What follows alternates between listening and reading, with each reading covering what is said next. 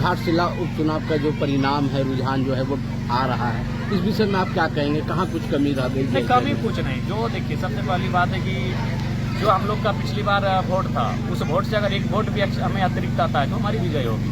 क्योंकि बाकी वो गठबंधन की दलें हैं, उनके प्रचारकों में मुख्यमंत्री तक सम्मिलित है, उनके प्रचारकों में केंद्रीय मंत्री तक सम्मिलित हैं। और मैं जिस राजनीतिक दल से आता हूँ उसका सारा मेरे इर्द गिर्द है, जो एक विधायक है। तो इसलिए हम लोग अपने प्रदर्शन से संतुष्ट हैं। अगर वहाँ एक वोट भी अतिरिक्त इजाफा होगा तो हम लोग अपने प्रदर्शन से संतुष्ट हैं। वहाँ से हम लोग फिर से जहाँ से हम लोग छूट जाएंगे वहाँ से शुरुआत करेंगे। लेकिन जयराम महतो को तो पूरा राज्य जानता है।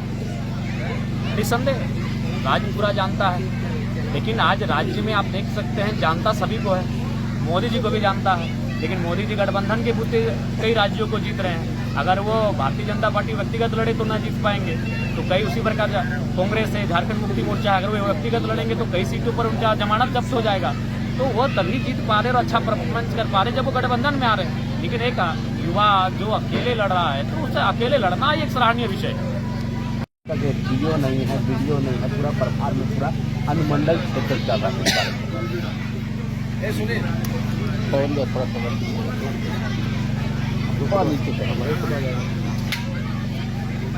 आज किस तरह से जो है सेंट्रल एकेडमी बाल दिवस समारोह मना रहा है? क्योंकि आज सेंट्रल एकेडमी के साथ साथ पूरा देश बाल दिवस को मना रहा है।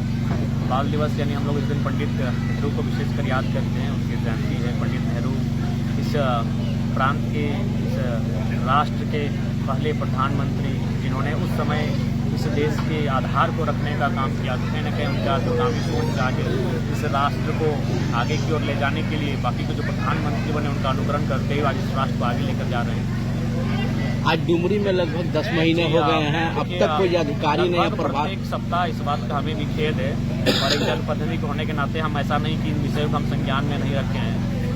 हमें लगता है कि ऐसे 7-8 दिन पहले, बल्कि हमें लगता है मीडिया हाउस के बीच जो आपका प्रेस क्लब है वहीं बैठकर हमने स्पीकर ऑन करके बात किया था विभागीय मंत्री मैडम से। उन्होंने कहा घाटशिला चुनाव के बाद यहाँ वीडियो की व्यवस्था की जाएगी, और उसके बाद भी अगर वो नहीं करेंगे तो फिर उनसे बात होगी और फिर विधानसभा का जो सत्र चलेगा उसमें सरकार को हम निस्संदेह इस विषय पर घेरेंगे कि भाई अगर आप अपने राज्य को लेकर अगर नहीं आप सही से कार्य कर पा रहे हैं तो बड़ा दुर्भाग्य की बात है कि कई पद रिक्त हैं। हमें लगता है कि एसडीओ और बीडीओ के अलावे लगभग 1 दर्जन पद हैं जो डुमरी अनुमंडल और प्रखंड में रिक्त हैं, और इनको लेकर भी हम लोग गंभीर हैं।